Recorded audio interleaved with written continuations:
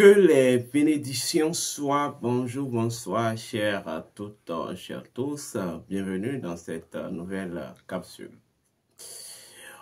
Aujourd'hui, nous allons parler du code caché du règne angélique. Oui, la configuration de la nature de votre énergie sexuelle. Bienvenue à vous sur cette chaîne qui vous apporte de la connaissance. De la connaissance en termes de métaphysique, de la connaissance en termes de spiritualité ancestrale.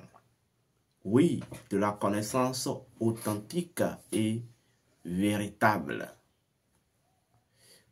Nous allons, avant de commencer, je tiens à vous rappeler vos devoirs. Vos devoirs, c'est de vous abonner massivement. Vos devoirs, c'est de liker la vidéo. Vos devoirs, c'est de vous, c'est de laisser des commentaires et voilà. Faites, interagissez avec la vidéo. Ça permet sa propulsion. Vous participez à sa propulsion, à son partage et à sa diffusion. Alors, avant de commencer, je tiens à me présenter. Je suis Sri Joseph Bawandjuno. Je suis instructeur spirituel, métaphysicien. Je suis homme de connaissance. Alors, il m'a plu aujourd'hui.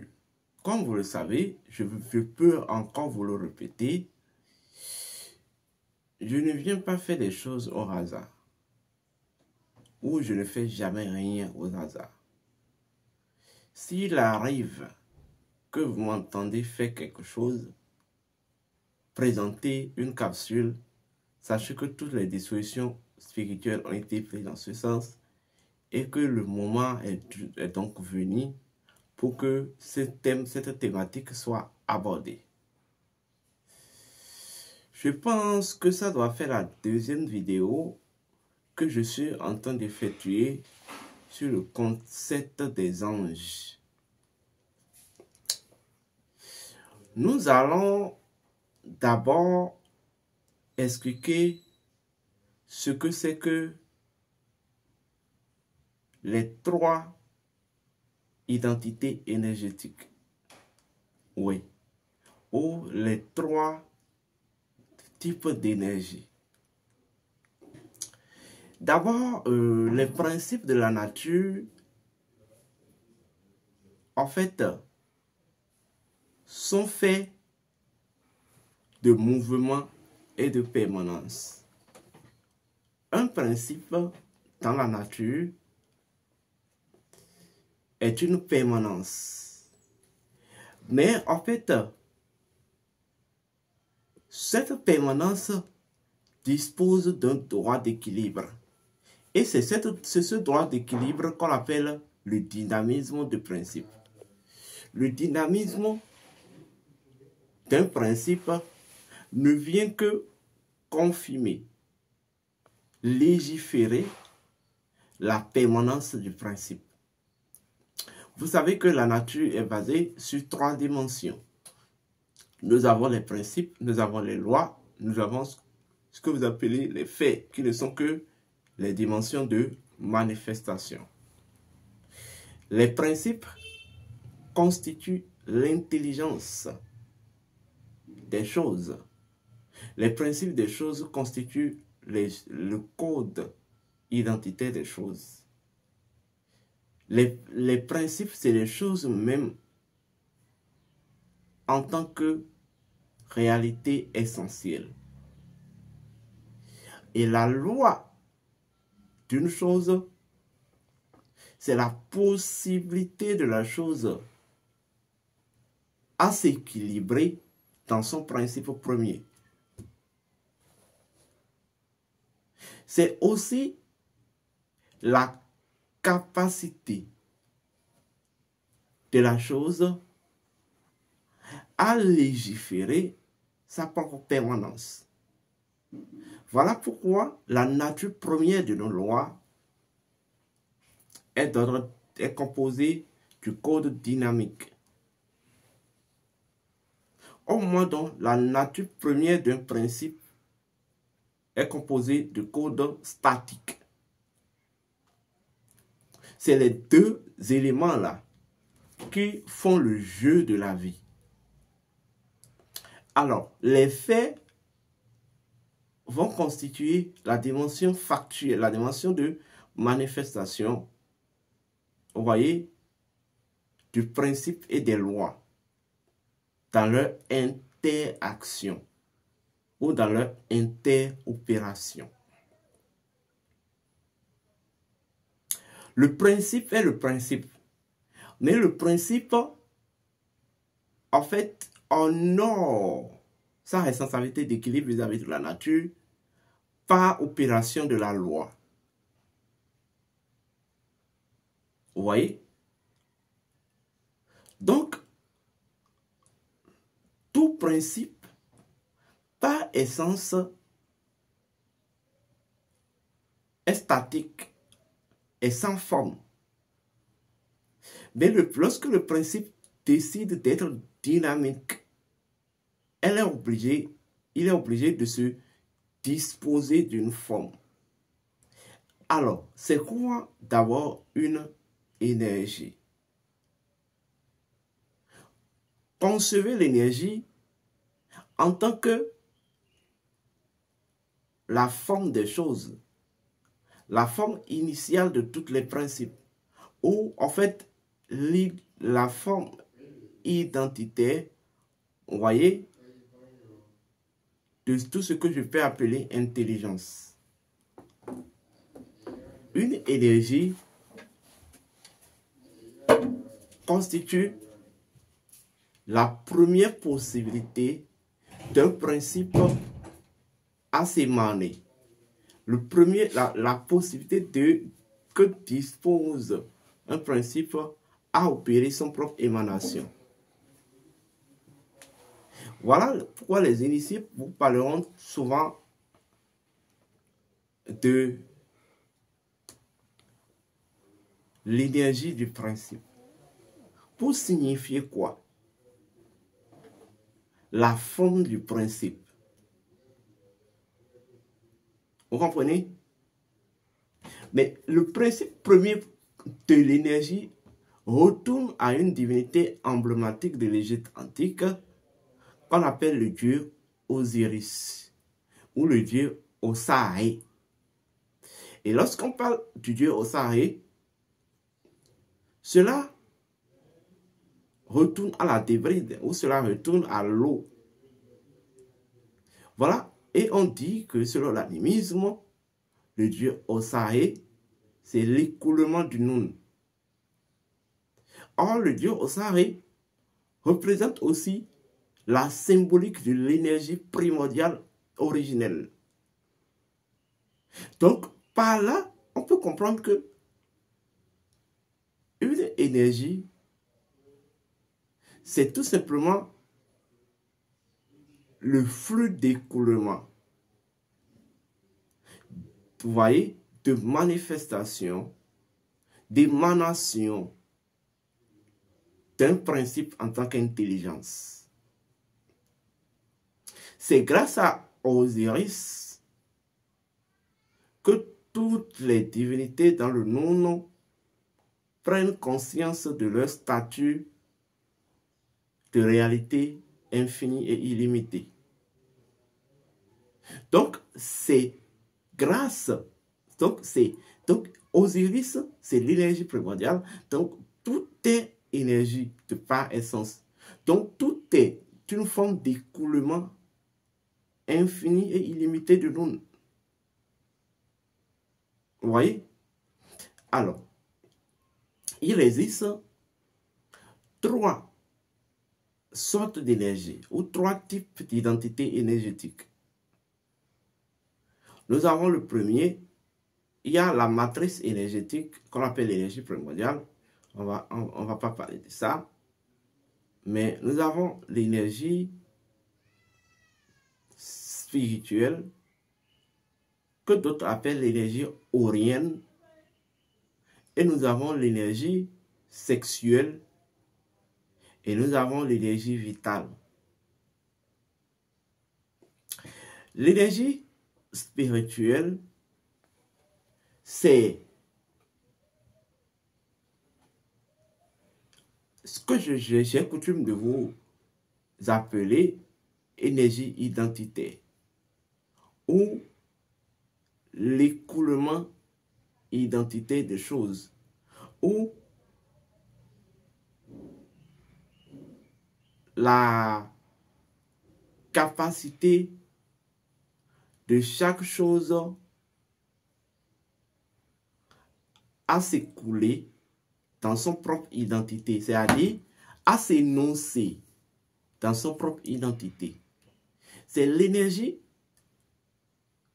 identitaire ou l'énergie aurienne que les initiés appellent l'équai ou non, le compas.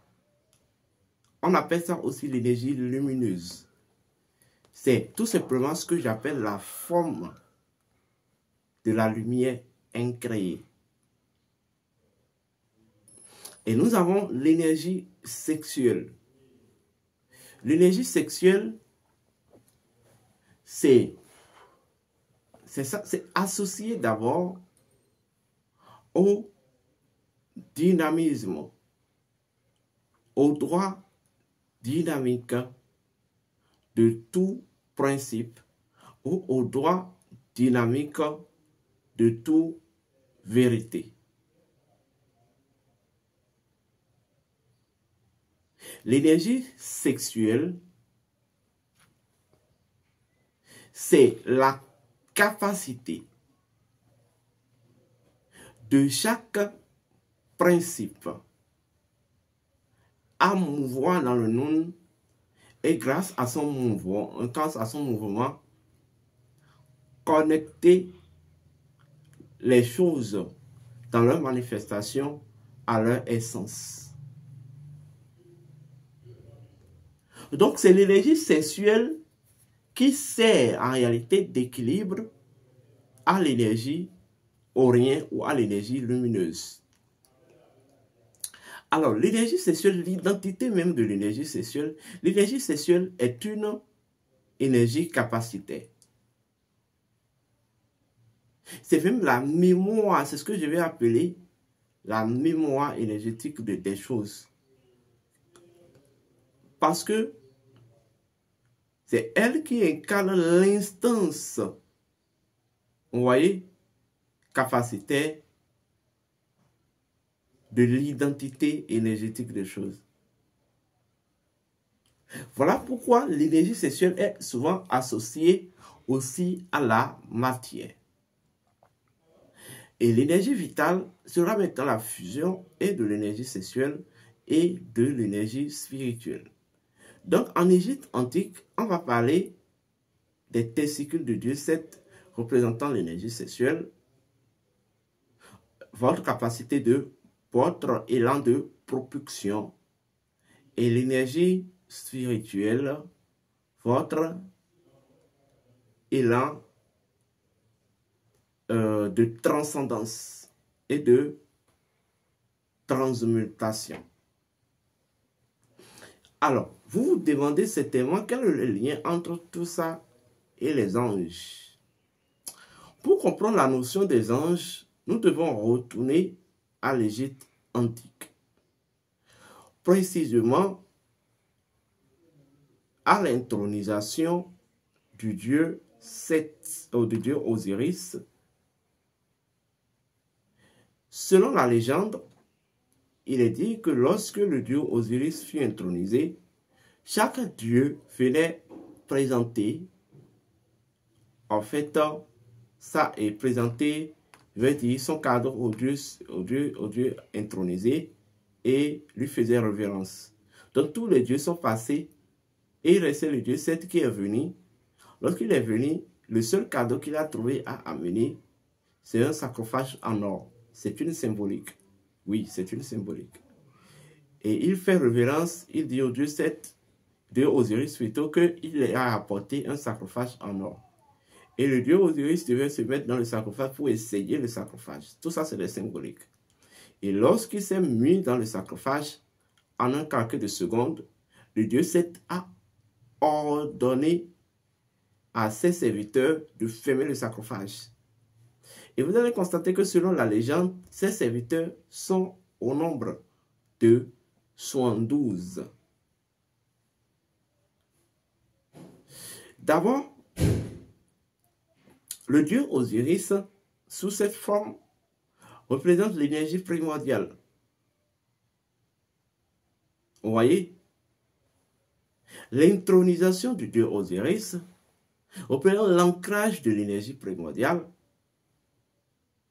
Et cet ancrage devait s'approuver. En fait, l'énergie, l'identité énergétique qui approuve l'ancrage de l'énergie primordiale, c'est essentiellement l'énergie sexuelle. Donc,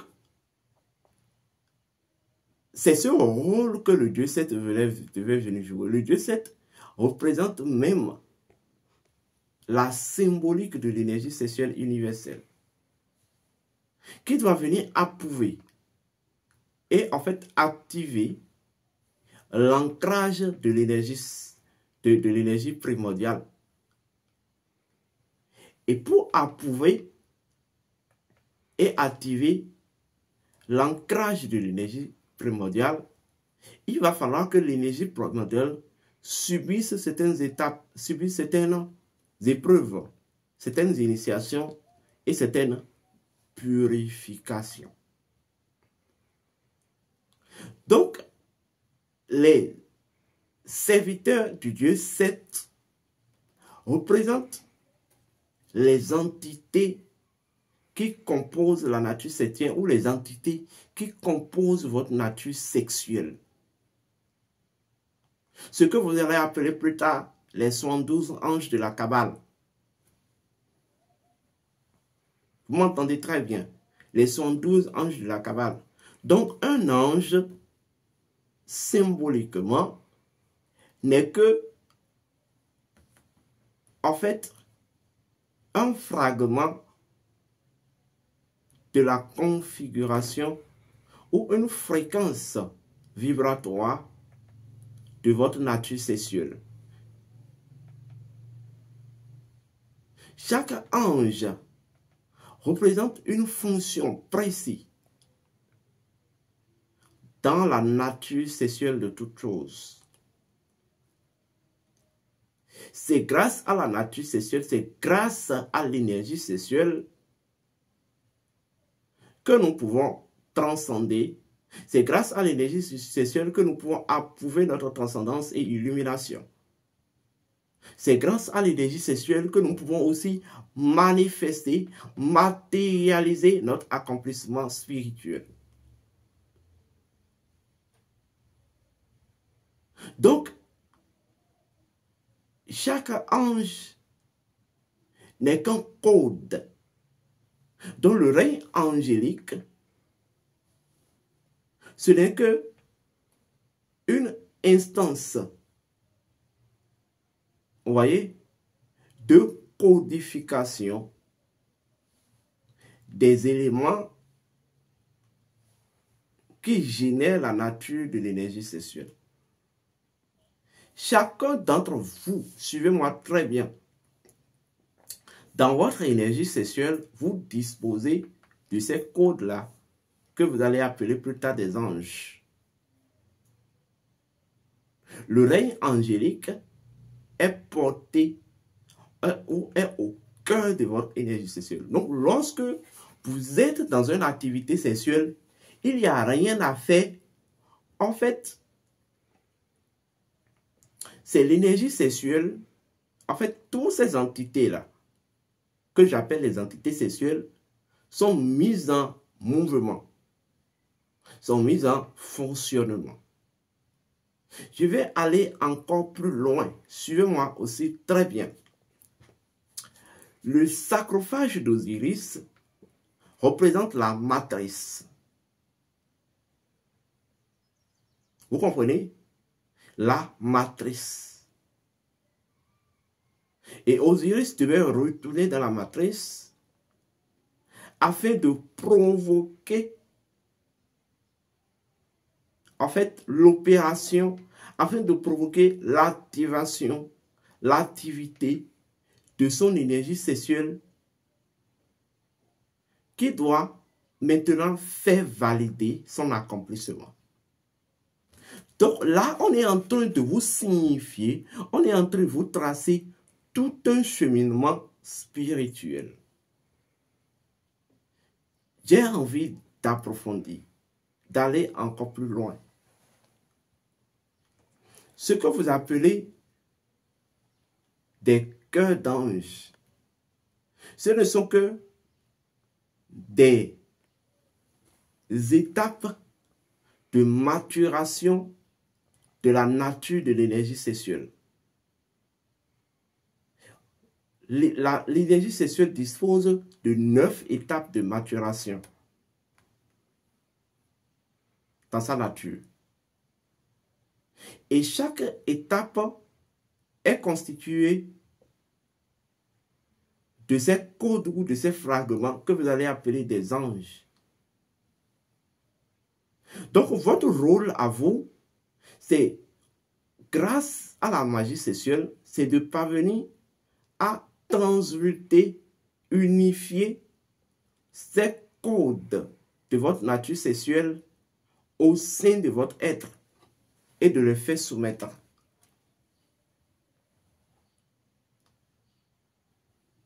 Et lorsque nous allons encore plus loin,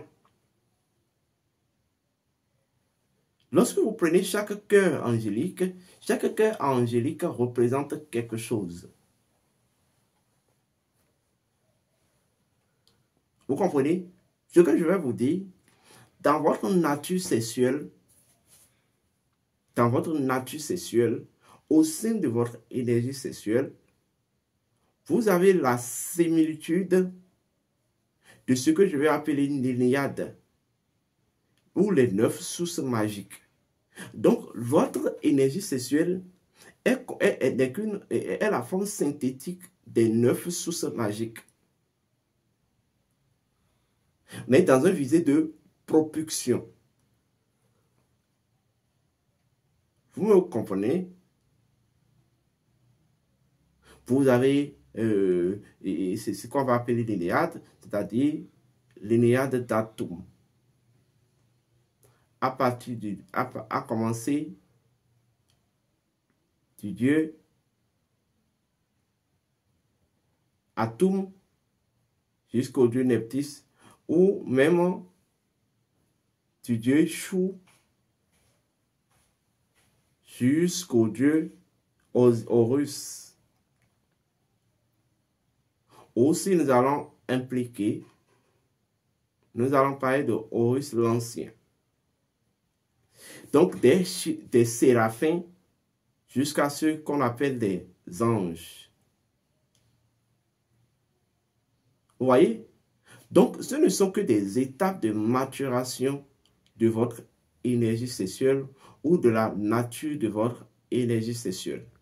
Et chacun de ces étapes représente un principe premier. Vous voyez? Chacun représente un principe premier. C'est vrai que j'ai envie d'aller en profondeur vous détailler cela, mais je suis tenu par le secret de certaines informations.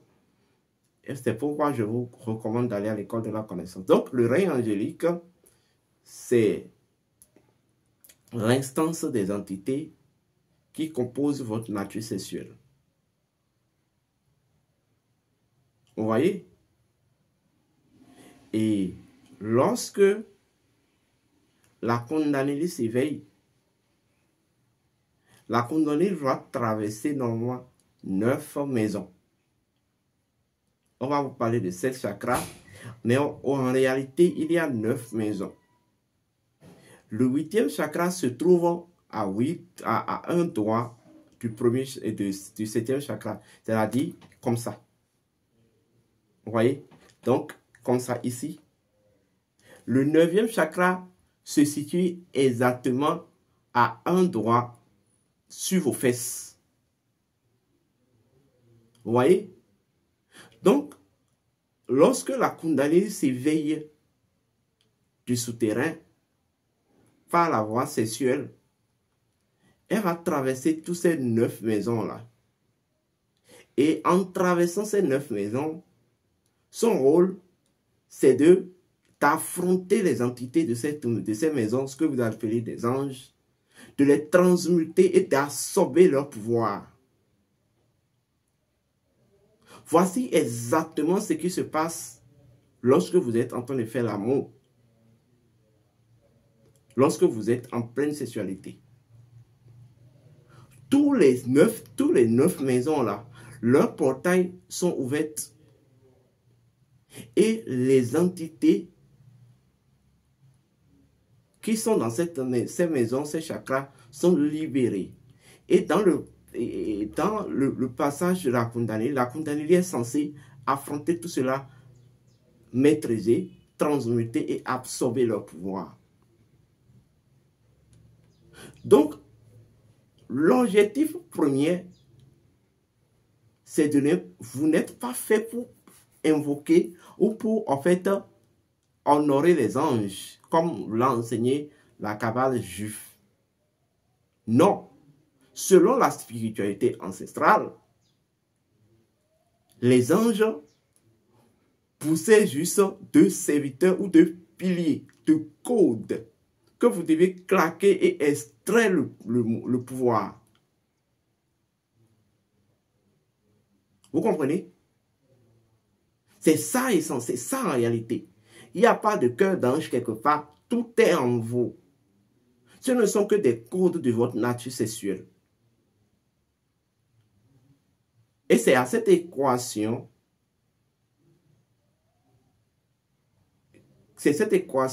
que la Kundalini résout lorsqu'elle s'éveille par l'énergie et par la voie sexuelle. Vous me comprenez très bien, vous m'entendez. Certains se demandent certainement quelle est la différence entre les archanges et les anges. Je vais l'expliquer en même temps.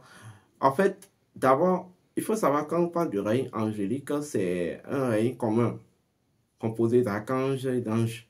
Mais en fait, quand vous prenez exemple les démons, vous savez qu'il y a des démons femelles et des démons mâles. Comme je vous l'ai dit, quand vous prenez les 4 éléments, il y a au niveau du feu les salamandres et les igones, au niveau de l'eau les ondines et les sirènes, au niveau de l'air les sylphes et les elfes, au niveau de la terre les nains et les yums. C'est la même manière que lorsque vous prenez le règne angélique, il y a 2 réseaux. Il y a ce qu'on appelle les alcaïs et les archanges. Les alcaïs, ce sont les entités sexuelles à courant d'énergie féminin. Les archanges, ce sont les entités sexuelles à courant d'énergie masculin. Maintenant, il y a encore ce qu'on appelle les archanges, qui sont les entités sexuelles androgynes. Bon, mais tout ce que vous deviez garder, les anges ne sont nulle part que dans votre énergie sexuelle. Et grâce à la maîtrise grâce à l'éveil de la Kundalini, vous devez parvenir à claquer ces codes et à absorber leur pouvoir, à transmuter, à récupérer leur pouvoir, maîtriser, transmuter et absorber. Et c'est ce qui va confirmer votre autorité sur le monde céleste, intermédiaire et souterrain. C'est une étape essentielle dans le processus de la réalisation spirituelle. Et lorsque vous venez dans les traditions vaudou, il y a une étape de l'initiation vaudou qu'on appelle les souffles des dieux. Et on dit, lorsque l'individu est tué de façon symbolique, pour sa résurrection, il doit absorber les 72 souffles de Dieu ou des dieux pour renoncer, énoncer la même chose en réalité. Donc les anges ne sont pas nulle part que dans votre énergie sexuelle. Elles constituent votre nature, la nature de votre énergie sexuelle. Les anges ne sont pas des choses que vous devez invoquer et adorer. Les anges sont juste des réalités, des codifications de principes que vous devez claquer et que vous devez saisir le pouvoir. Vous me demanderez certainement pourquoi les anges ont des ailes. En son temps, je vais vous révéler le principe premier des ailes. Et qu'en réalité, les anges n'ont jamais eu des ailes. Quand vous dites que les anges ont des ailes, c'est des oiseaux. Donc, il faut que vous répondiez, est-ce que c'est des oiseaux? En fait, c'est juste des légendes en réalité. Un aile, l'aile symbolise le principe de l'évolution. Donc, des anges sont des codes d'évolution spirituelle. Par, en fait, l'énergie sexuelle. Mais les ailes représentent aussi l'intégration, en fait, à la math ou à l'ordre cosmique. Donc, les ailes ne sont que, suivez-moi bien, des codes de l'évolution spirituelle par la voie sexuelle au sein de l'ordre cosmique. Donc, ce n'est pas qu'un ange a d'ailes, non.